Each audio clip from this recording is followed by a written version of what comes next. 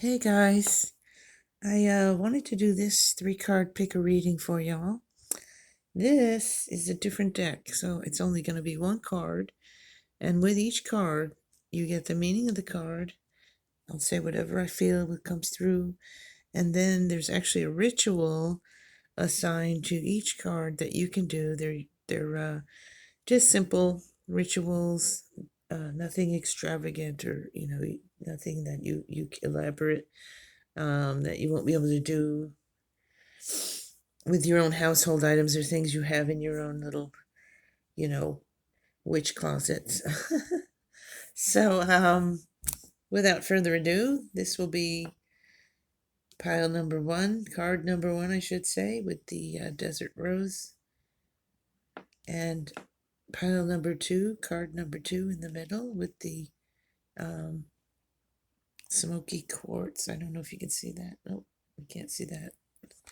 Try to smoky quartz here. Smoky quartz heart, and the other one, card number 3. Keep saying pile is that's a raw garnet. So I really love that piece. So there it is. 1, 2, 3.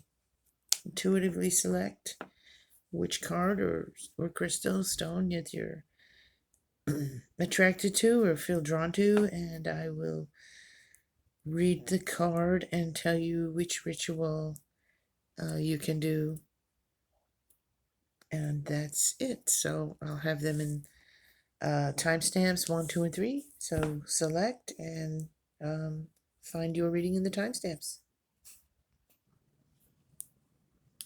Okay, I thought the ambiance should be a little different for these cards. I've just felt like candlelight would work best. So if you chose card number 1, you chose number 36, witch. You chose witch.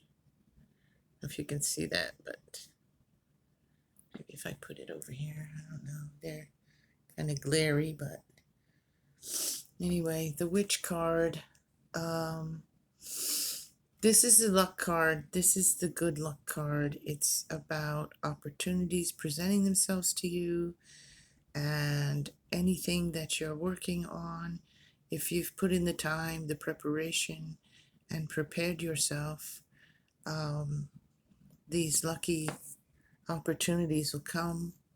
You're manifesting these opportunities and preparing yourself for them, and anything that you are dealing with right now, any situation you find yourself in, whatever it is you're trying to manifest or create magically, and with preparations and putting in the work, that should work for you,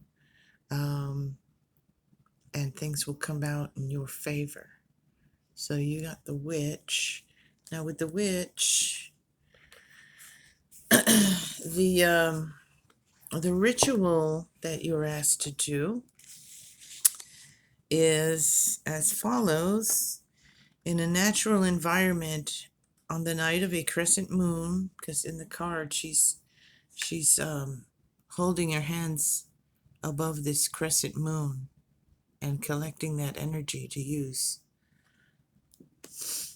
So at the night of a crescent moon, sit comfortably on a cushion or rug or in a circle of 7 red candles, ringed by a larger outer circle of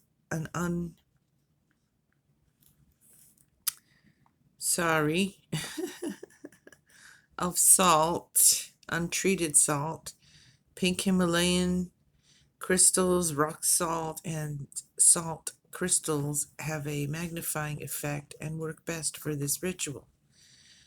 Breathe slowly while gazing at the crescent moon, awakening to subtle sensations, the breeze on your skin, the sounds of the night. Breathe deeply, and perhaps you will start to hear your heart beating. Notice the sounds around you starting to become a tuneful symphony as you merge uninhibited with the natural world. Consider in the sacred space that you are open and trusting of the fact that your time to bloom in life will come over and over again. You are like the bud that knows it will open and reveal its lush potential until its time is spent, at which point the mother plant, your life, will birth another flower, nourished by its predecessor. When we die, we nourish life's next cycle, the same as when events come to pass, they nourish the next to come. When you feel fully awakened to your cycles of potential, make a clearing in the salt circle and blow out the candle flames. This will clear obstacles out of the way of stepping into your best magical potential.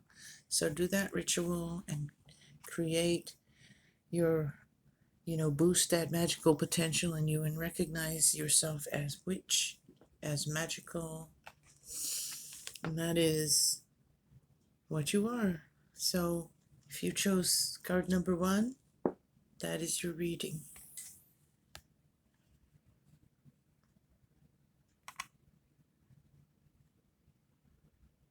Gosh. Card number 2 with the smoky quartz. You selected number 23. If you add that, it's 5. Panacea. There is a solution for every problem. So, in spending time with this card, meditating with it, and reading the message and ritual, this card kind of reminded me sort of the devil card in the tarot, and in that it is about being held down on the one foot by this rope, but the rope is very loose, and all you have to do is would you reach down and loosen it, and you would be releasing yourself. The snake around the other foot and leg is symbolic of the goddess. So this is about when you're in a situation or dealing with a person or anything that appears to be tying you down or holding you back. At the same time, it's a blessing of opportunity for a solution. So when you're being felt like you're being held down or held back, you start to look for solutions and a rebirth of the situation. Like I said, she's floating here. Feet aren't touching the ground. That's that everyday, day-to-day scheme of life, and it's not holding her down or back. The rope and rock on one foot might feel like it is, but again, she can reach down and just unloosen that and free herself from that. So, if you're finding yourself stuck in a situation, then you need to ask yourself, why don't you reach down and untie the knot? Why are you slow to relinquish this sense of being weighed down? Why are you holding back your own magnificence? When we feel circumstances are limiting us, we should consider that maybe we are fearful of change, of being all that we could be. So this also represents the patriarchal societies and systems that a lot of us are in, and that mindset, and how the goddess is rising now at this time, with the snake-clad foot there. So we're being asked to rise above petty squabbles and situations that would see the divine feminine suppressed. Honor the divine feminine in your life. Okay. This is also about the wisdom of a child when we're born, and then we forget what we already know. So it's asking you to simplify things and remember you were born knowing. Let your life grow. It's time to let go of your fears and explore the next adventure. Okay, so the ritual for card number 2 is the ritual of blossoming. On 3 separate pieces of paper, write 3 choices or outcomes to your situation. Fold the papers and with a white ribbon or cord, tie one each to 3 individual flower buds of a potted plant or outdoor plant. Leave an offering to the divine feminine, a crystal pressed into the earth at the base of the plant. Then pour water over it. The first bud to fully blossom is your answer. Read the paper that is tied to that flower. Then remove all the paper and ribbon and cord and cut the blue blossom flower that had your answer and place it in a vase on your altar with the corresponding paper underneath it. Take the action you know you must. Expect a total transformation of the situation by the next full moon. So that is your reading and ritual for card number 2, Panacea. Card number 3, I'm just going to keep going. Card number 3 is Serendipity. Number 30, merge with the flow. Merge with the flow. I know it's hard to see. I'm going to turn the light on after I do this and let you see the card. I know it's hard to see it. So serendipity, merge with the flow. Okay, this card is asking you to be aware of opportunities that are lining up around you. Merge into the flow of life. Trust it and all its light and shadows. They have brought you to this point. Maybe unbeknownst to you, you are perfectly poised for opportunity right now. Trust your efforts and recognize the signs of serendipity occurring around you. This means you are where you are meant to be, doing what you're meant to be doing. Be conscious of follow up and follow through. Good fortune forms around you. The girl of serendipity emerges into the leaves of life, and they welcome her into their nourishing and lush embrace. Like them, she is growing in abundance and opportunity. Fresh potential awakens. Everything happens in its right time and place, exactly as it's meant to. So this card's asking you to trust that you are where you're supposed to be, that abundance and opportunity, that energy is with you. So all you have to do is take those opportunities, follow up, follow through with things, keep going. Brand new opportunities coming for you, fresh potential awakening within you, and knowing that it's the right time and place where you are meant to be right now. And your ritual with serendipity's little one, it's called Talismanic Walk. Take a walk in a natural private environment. As you do, stack stones and weave leaves and vines together in various places as a talismanic offering to the universal flow, indicating that you are merged and moving with its intended best directions for you.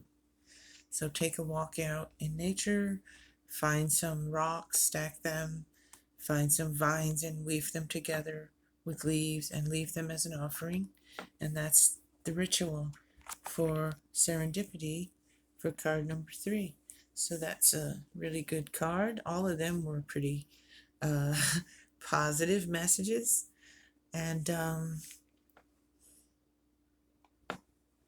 wanted to turn that light on so I could try to show you the cards better. I know it's glary. It's glary with that light too, though. but there, kind of can see it better. But the artwork on these are just beautiful. Also, some of the other readings, I'll just throw them all in there. This one was Panacea, and this one was Witch, the first card.